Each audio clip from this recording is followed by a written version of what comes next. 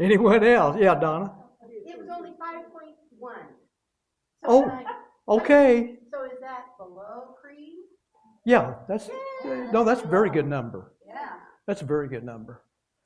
That almost sounds like optimism. Yeah. That's one word I would use to describe that picture, optimism. You have that plant growing in the middle of nowhere. Did anyone else want to give a description of it? That's pretty much Oklahoma. Yeah, yeah. So anyway, I have some questions I want to ask you.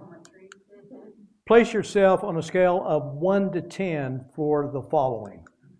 I believe my mental attitude has more power over my long-term health than my genetic code does.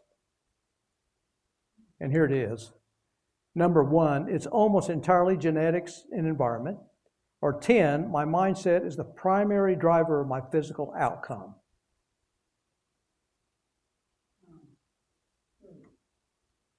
So scale from 1 to 10, and we won't want to delay too long.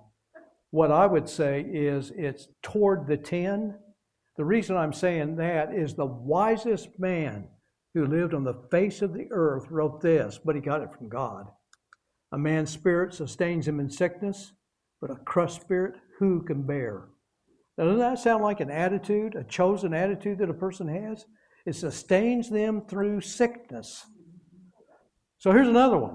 No, wait, I wanted to take a picture. Oh, okay.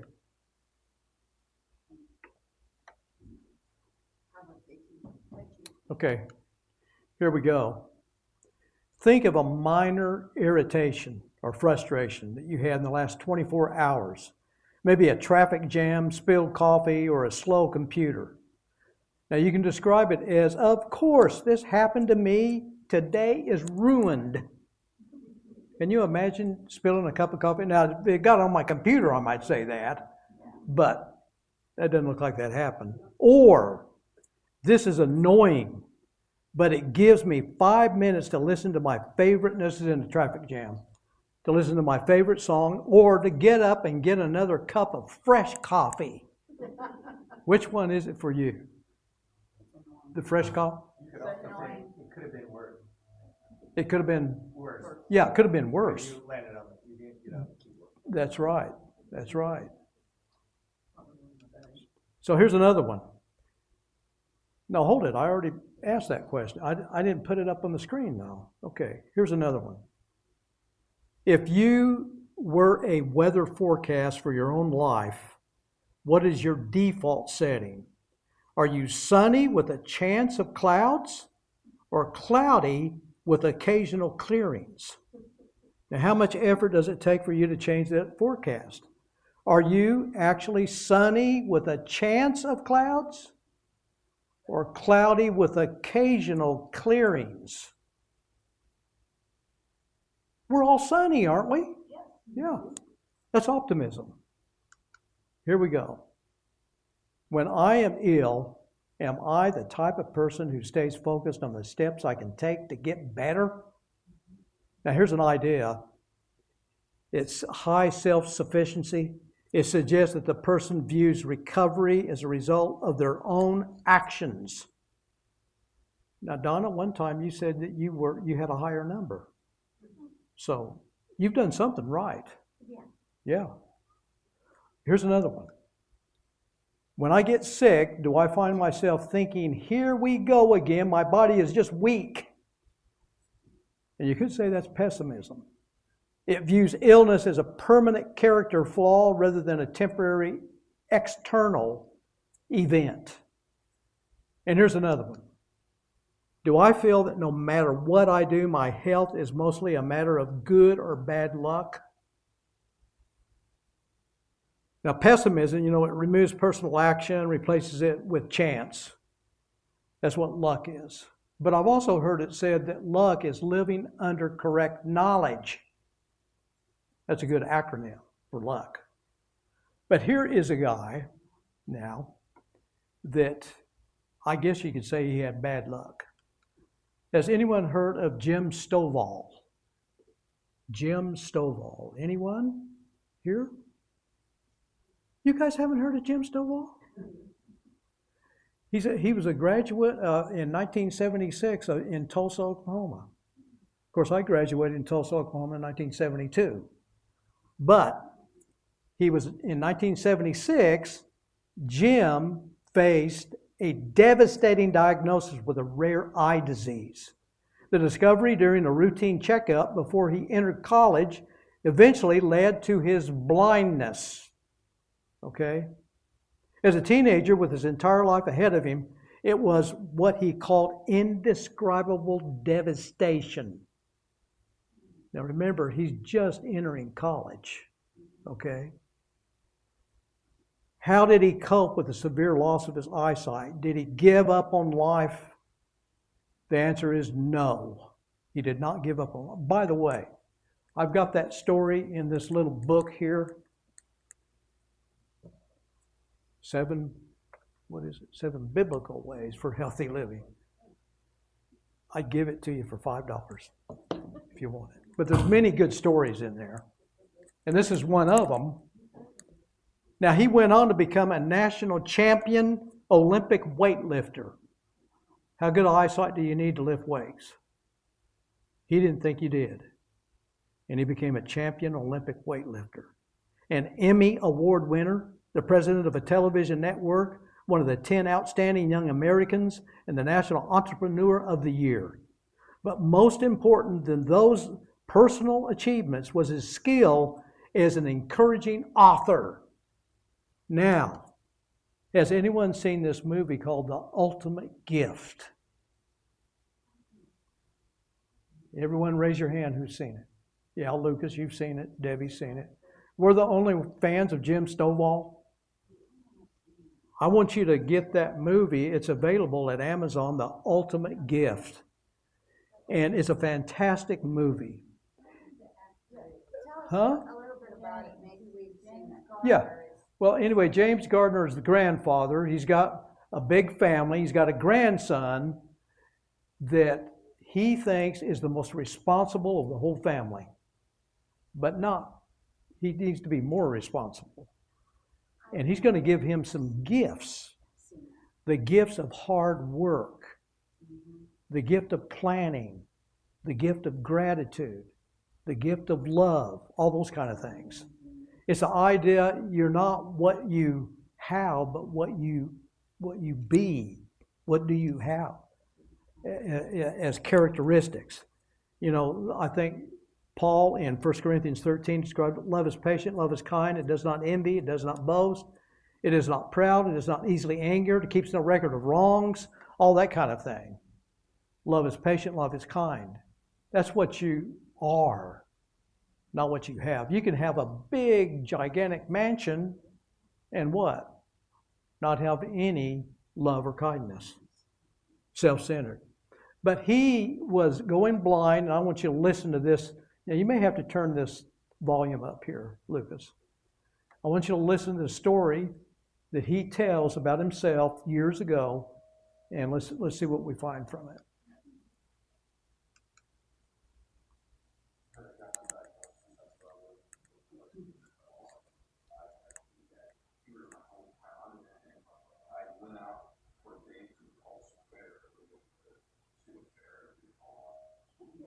I just wanted to wander around there, kind of thinking about why this diagnosis.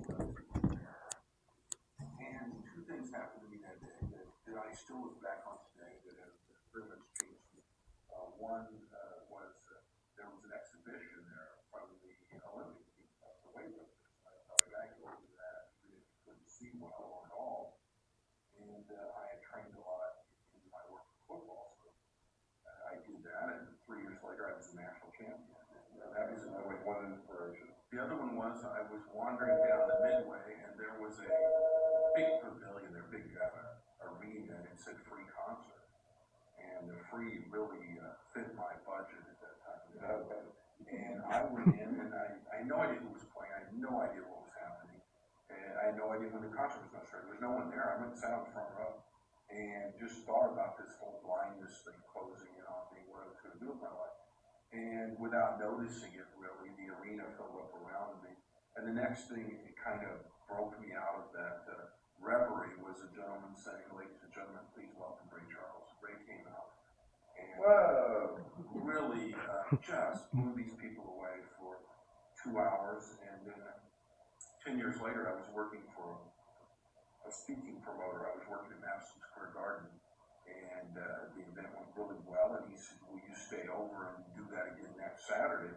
I'll either fly you home and back, or you can stay in town. And I said, I'll stay in town, I got stuff to do. He said, I got another act in town at Carnegie Hall Tuesday night, you want to go? And I almost said no, but I said, who you got? And he said, Ray Charles. So I sat on the front row again, and afterwards I went back and I met Ray, and the promoter said, you'll have to wait a second, because Ray's still signing autographs. Well, I had gone blind by this time, and I didn't know you could write. And I said, well, how does he write? And Ray said, who said that? And I said, my name is Jim Stovall. He said, son, if anybody ever thinks enough of you in your life that wants you to sign your name, the least you can do is figure out how to do it. And Ray showed me how to sign it. And then it was 10 years later, just 5, 6 years ago, one of Ray's last concerts was here in Tulsa at the Performing Arts Center. And I went, I said, I'm from Philly. Hadn't seen Ray in probably 10 years. And I went backstage, and I was talking to somebody, and he heard me. He hadn't heard me in probably 10 years. He said, boy, you better get ready to sign something. And they handed me a photo of Ray, and I signed to Ray, Jim Stovall. And I don't know who got that. I'd give $1 million for that photo, man. Okay. Everyone knows Ray Charles, right? But here's the idea behind all of this. Whoever refreshes others will be refreshed. Now, some of you don't have diabetes who are here, but I'm thankful for your presence and for your support in coming. And you're refreshing me, and hopefully you're refreshing others who are here. And I want you to remember a time when you felt grateful for something that someone did for you. Just think of a time like that. Remember a time when you felt grateful for something that someone did for you. And a little bit later in this lesson, I'll give you an opportunity to share a story if you want to, okay, about that. And I'll put the slide back up on the screen again. But the first thing I want us to do is this idea of well-being. Now, some of you have seen this before. Don't say what it is if you've seen it. Let's let the others who haven't seen it tell us what it is. Okay, what is it?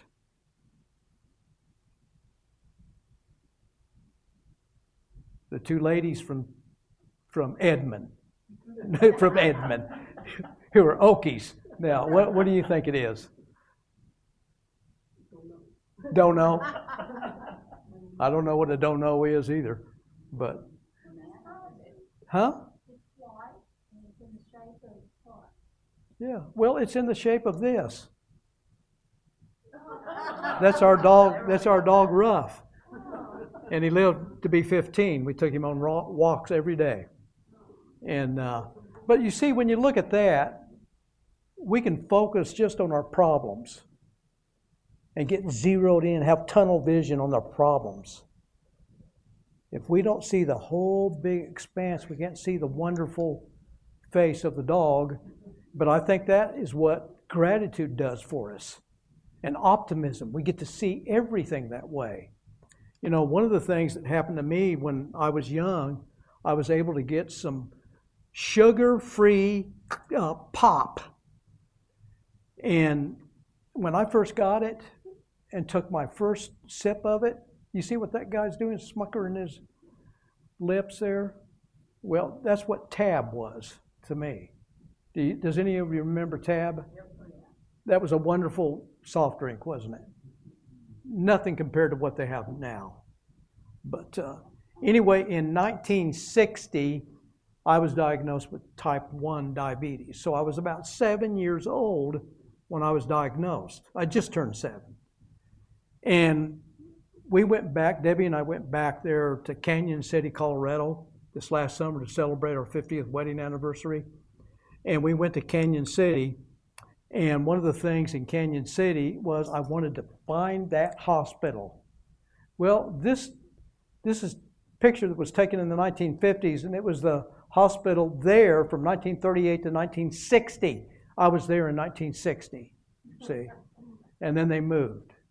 But I understood now that it had been turned into an apartment complex, just rooms for rent there. I looked at the wrong place. I never did find it. We didn't go down Macon Street, and I missed out on it.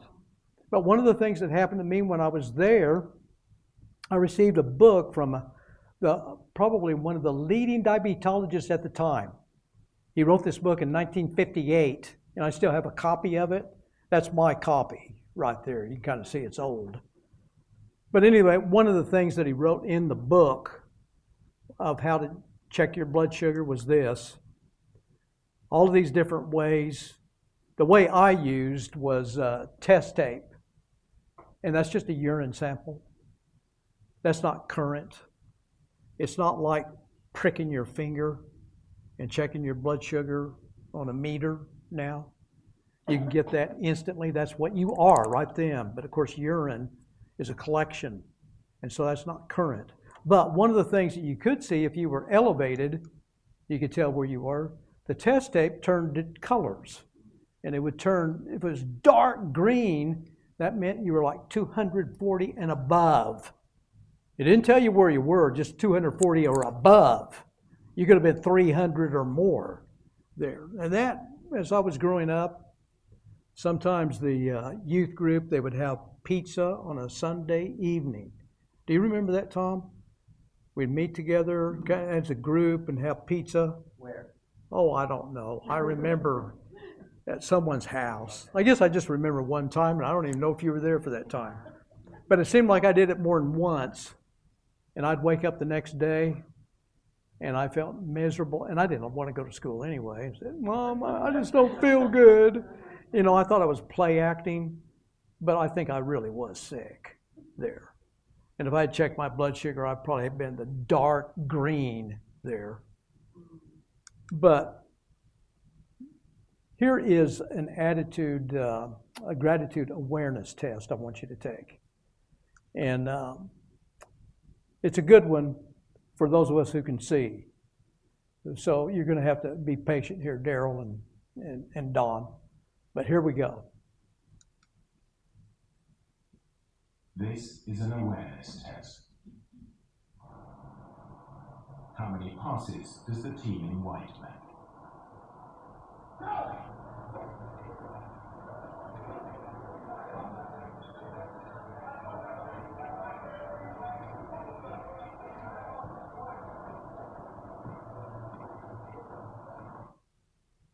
The answer is 13. But did you see the moonwalking bear?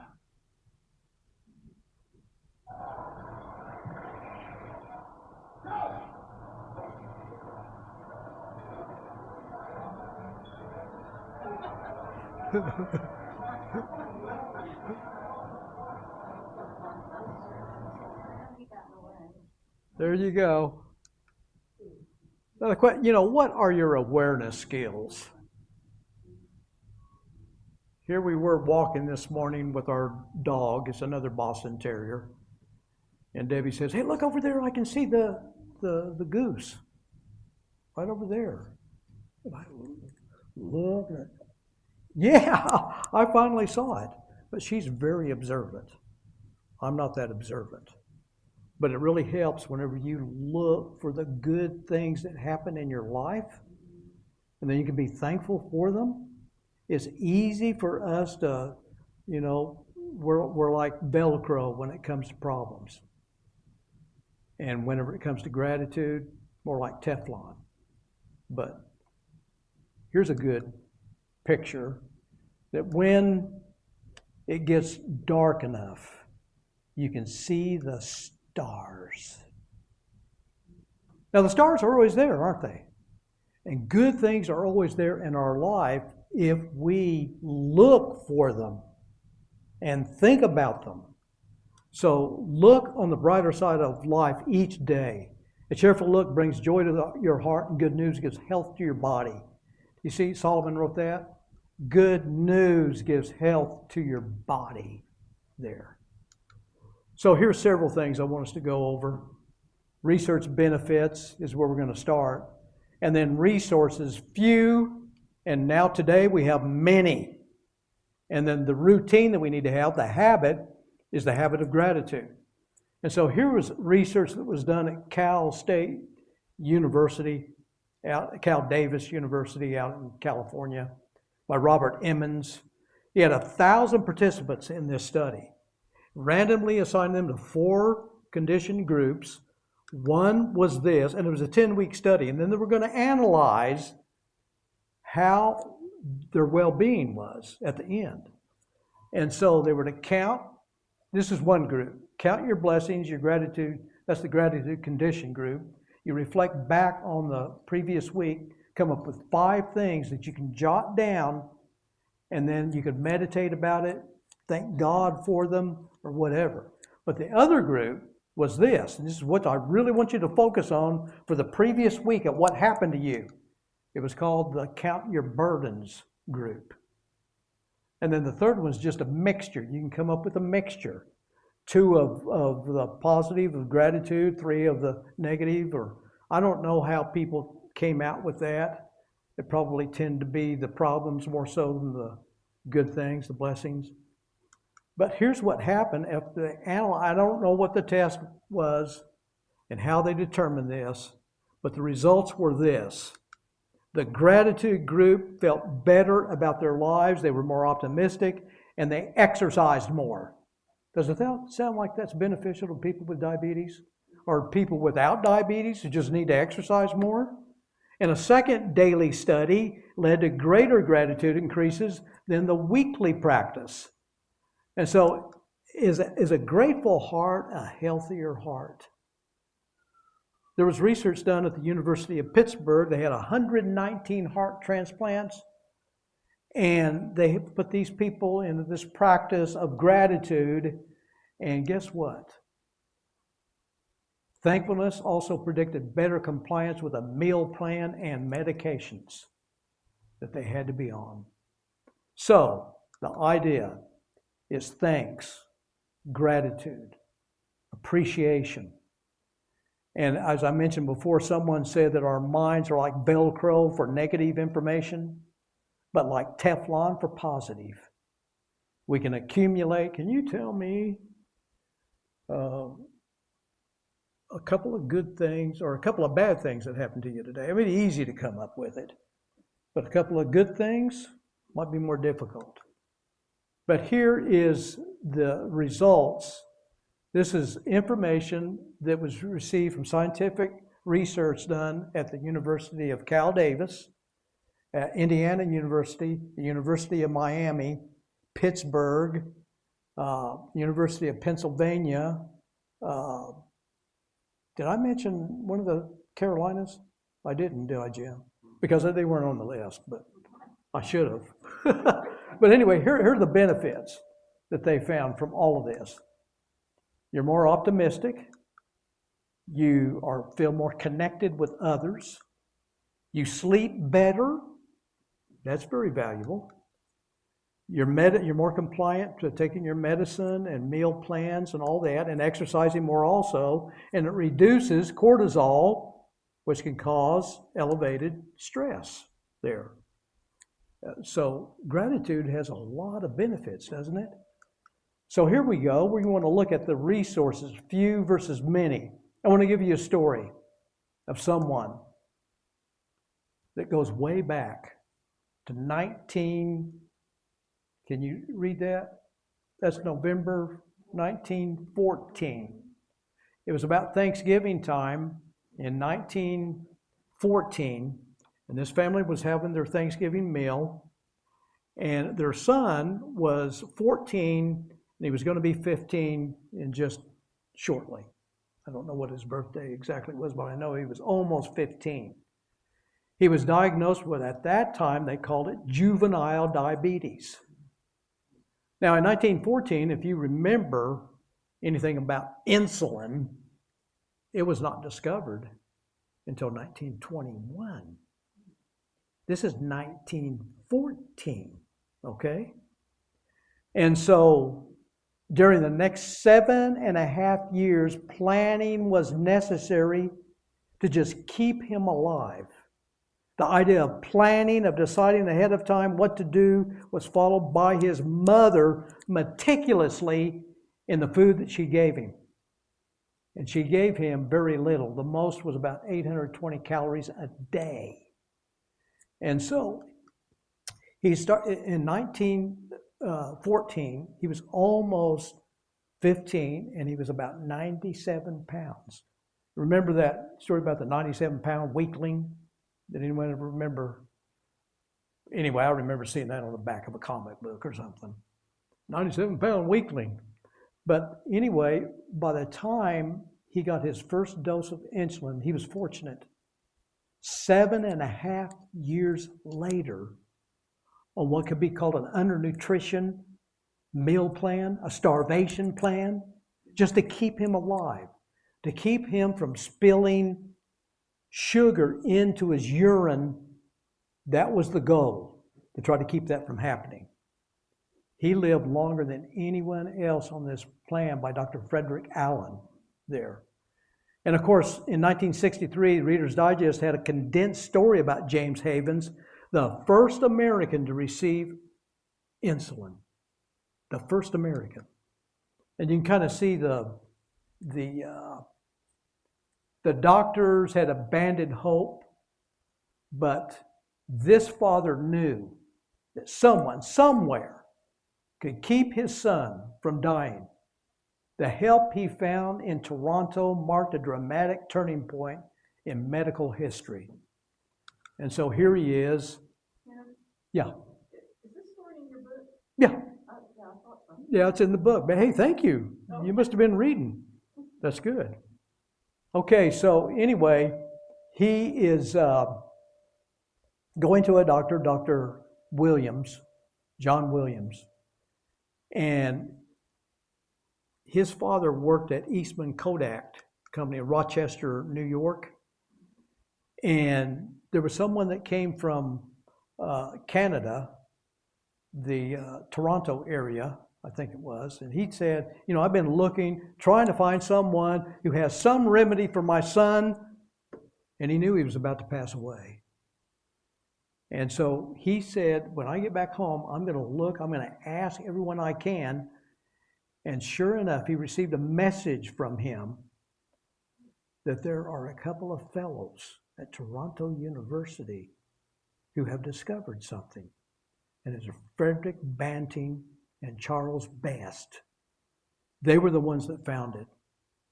So this man began to ask and ask, eventually discovering about Dr. Banting and his assistant Charles Best. And he made an important discovery of the University of Toronto, and of course it was insulin.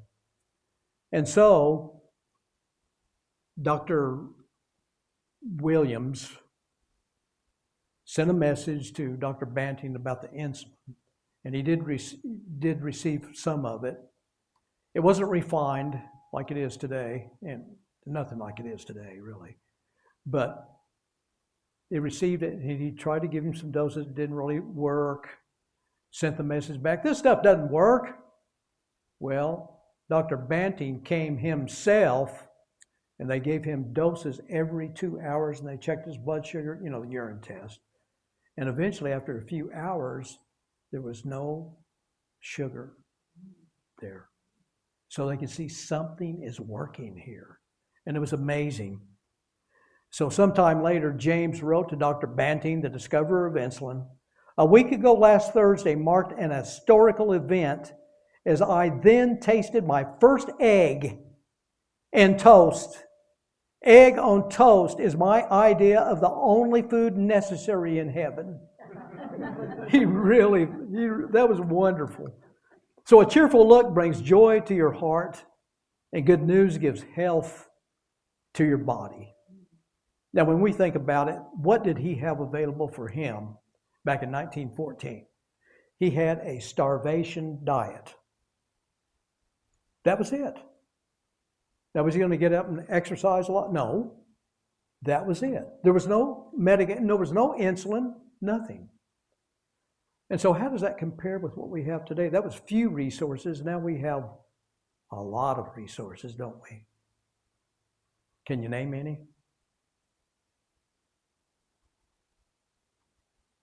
Insulin, for one thing, and all these oral medications or other things. The way we check our blood sugar, continuous glucose monitoring system, and I'm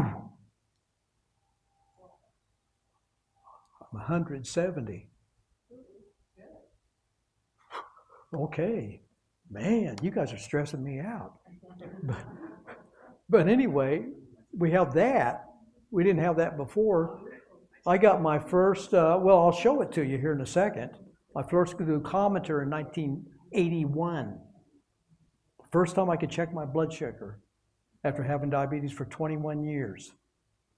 And I think it caused problems for me not to be able to check my blood sugar.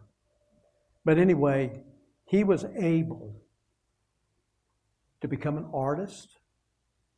And I didn't know anyone could make money out of being an artist, but he could. James Havens could. He got married, had a couple of kids, or his wife did. They did. But now he got his first shot of insulin in 1922, but he died in 1960. 38 years on insulin. But did you know that he didn't die of diabetes? He died of colon cancer. That was it. So anyway, the discovery of insulin has saved millions of lives, and I've lived for more than 65 years because of the discovery of insulin. And here's just a brief little outline of it that we'll look at. Long way to give patients more control over their own management and delivery systems have dramatically improved. Thinner needles, disposable syringes, pens, pumps, and more. But the power of the insulin story is most evident in the children whose lives it saved. Elizabeth Hughes lived until 1982 and became a wife, mother, and grandmother.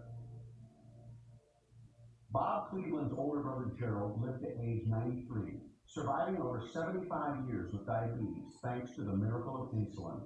And nearly 90 years after Fred Banting conceived of a crazy idea, Bob Cleveland stands as a shining example of the power of this discovery and the millions of lives it has saved. I've been on insulin for 35 years, 26 years, 13 years now. 12 and a half, 8 years, 7 years, a year and 2 weeks. To think of a condition that prior to the discovery of insulin was completely untreatable, that patients died because of the lack of being able to receive insulin, is inconceivable today. But insulin is like my best friend. It's a love-hate relationship. The reality is when I take insulin, I'm not different anymore. And this is what insulin allows me to do. It allows me as a type 2 diabetic to be normal. Insulin technically is a chemical that allows you to kind of use what you're eating for energy, but without insulin, you couldn't survive.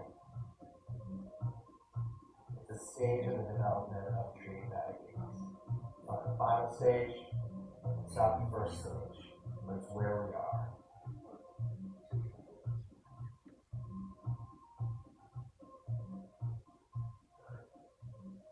We'll be right back. So we never know what wonderful results will appear when we persevere with patience and planning. Those are really principles from God that we can use. Now here's a person called Sir Lancelot because he's always checking his blood glucose. Before I ever got a continuous glucose monitor system, the first time I got it was in 2013. And it was by MiniMed, and it wasn't that good. Really wasn't that good. But I would check my blood sugar up to 12 times a day. But I didn't get a real trend, but I checked myself 12 times there. Now, you can check yourself, and you get the results in 5 or 6 seconds. That's it. Sometimes people need reminders. Here is my first insulin, my glucose meter, right there. And you can see that there's different little stages here. There's a Mark 1, Mark 2. Well, the idea is that you would prick your finger, get a big drop of blood to put on a stick, and it soaked into the stick. And then you would hit the button and it would count down for 1 minute. And then you would go over to the sink with a high pressure bottle of water and you would spray out the excess blood, and then you would put it in the meter and you would hit the mark again for another minute. It took over 2 minutes to get a blood sugar result, and now you can do it in how long? 5 seconds or 6 seconds. But even better, you can use a continuous glucose monitoring system there. Most of us can. I think you have to be on insulin to have it. I'm not for sure, maybe not. But there are systems out there. There's some that are expensive to buy personally.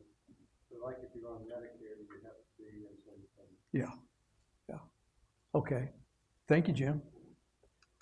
Now, one of the things about these continuous glucose monitoring systems, I've got one. I think Daryl, do you have one? You got and Don has one. Is anyone else here got a continuous glucose monitoring system there? Okay. Anyway, but the thing you've got to know is that whenever you look at the meter, and if it says like mine, I keep going up. I'm 175 with an arrow going up, and it's going directly up, not slanted, going up. That means I'm higher than that right now. It's a trend that you're following. You always have to remember the trends, so I want to give you a little video about this. Now, some of us just listen to this and how it works.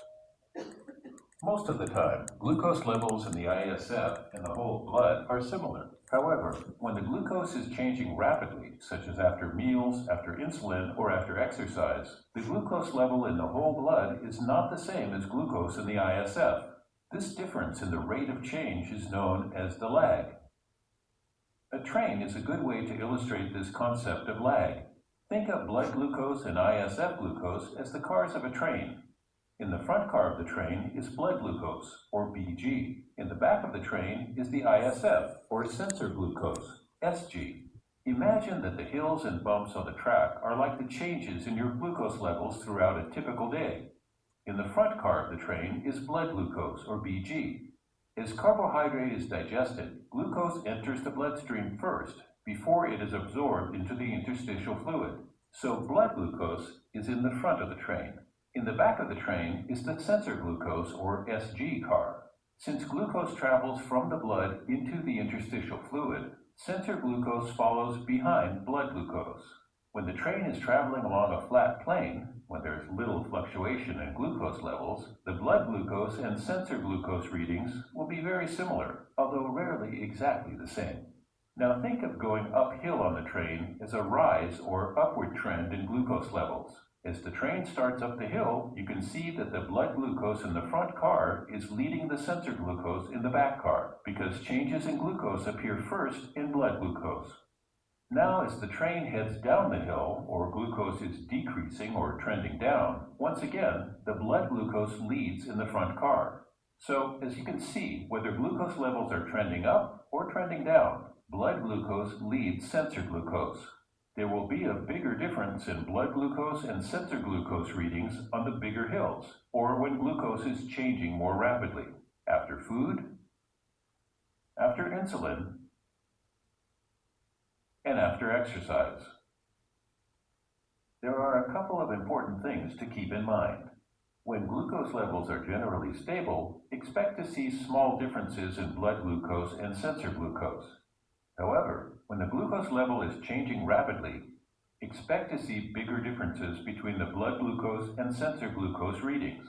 It's important to note that with CGM, the focus is not only on the glucose reading at any single point in time, but also on the trend.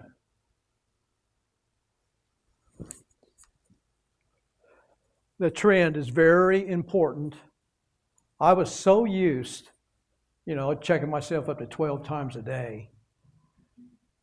And then I started using the continuous glucose monitoring system. I've got a good one now. It's my Abbott there. And it works great.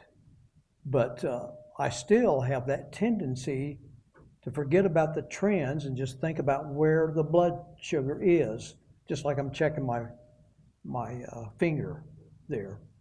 But if there's an arrow that says you're in a trend and you're on your way up or down, whatever it might be. So anyway, the routine. Let me give you this quickly. We've still got 8 minutes. Wow. But let's look at the present. Now, the principle of gratitude has been lost in recent published books and articles for diabetes management. But way back in 1942, Dr. Elliot Jocelyn advocated to his patients to be cheerful and also be thankful that his disease is not of a hopeless character, but a disease which his brains will help him conquer. And so John, a patient of Dr. Elliot Jocelyn, was going blind in his late 30s, and yet he wrote in 1959 this: "Yet I hasten to add, I have been grateful for every day of life I have had since first becoming a diabetic." When he was 15. He's about 39 now. "I've always regarded each day as a sort of bonus." Well, I can imagine, being put back into James Haven's time. If I were in that condition, wow, that would have been a struggle. And to survive would have been something. But we all need to consider where we are and what we're doing, what we can do. It's kind of a bonus. And we need to thank God for each day that we have. And here are some guys that went to a camp about in 1959. And some of these guys, I don't know if does that guy look 7? That was my age. I don't know, they may be 9 or 10 or something. But that's about what I was back then. And these guys are cheerful. And let it be known, they all have type 1 diabetes in this picture. They all do. So you're not rare. Now, it used to be, there's more people being diagnosed with type 1, and of course there's many, many with type 2 today, but it was rarer back years ago.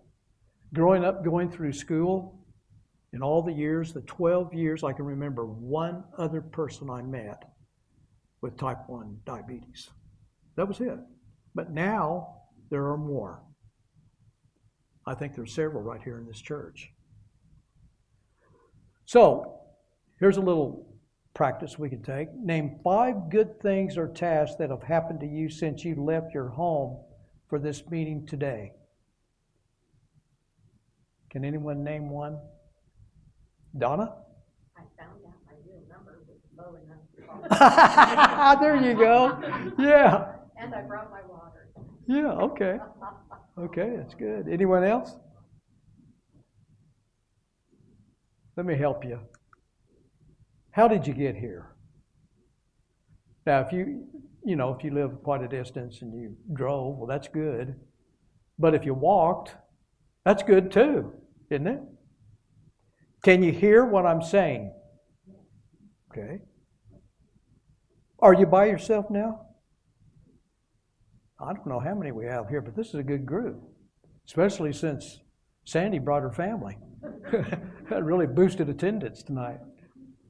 And then, are you currently with others who want to outsmart diabetes and live well? We're all here together, aren't we? So one of the things that we can look at the past, 5 things. This is one thing that you can do. You can jot this down when you go to bed tonight. 5 good things that have happened to you today that you can be thankful for. And you can jot them down, and then give thanks to God for them. Or do it first thing in the morning. Just reflect back on it. And keep your list of gifts or blessings varied. Now here's one guy who he was part of the group down in the Norman area. And Randy would come every time we would meet. And he was such an encourager. But he ended up on kidney dialysis. So he'd have to go in for the dialysis each week several times. And it was a struggle. And he also had problems with neuropathy and had to go through some surgery and was laid up at a rehabilitation center for quite a while. And he started practicing gratitude. He would jot down things. I don't know if he did it in the morning or the evening, but he would jot down 5 things and he would think about them and pray about them. And man, his attitude changed. He did have an accident that took place after 2 years of dialysis. He bled to death. Did his funeral several years ago. But I really miss Randy. So, the wisdom skill. What in the world do I have to be thankful about? I've got diabetes and I'm worried about so many other things.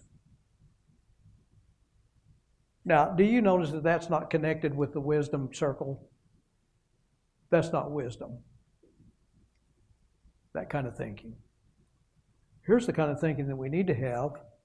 Good news brings health to the body. So focus on the good news. It is what's healthy for us. And here's another thing. The past worth remembering.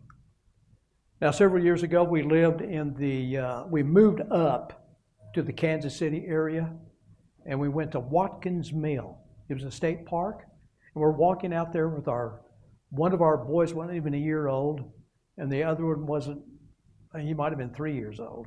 I'm talking about Lucas back there. So we're out there walking, and all of a sudden I see a drop in my right eye. And there was another drop.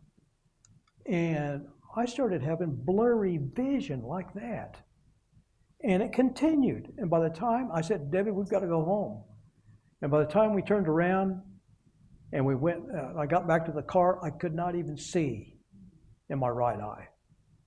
And so I was having a hemorrhage, and it was a hemorrhage from my retina, the back of the eye, which is very common among people with diabetes. If they don't take care of themselves, well, now remember, I got my first glucose meter in 1981. This happened in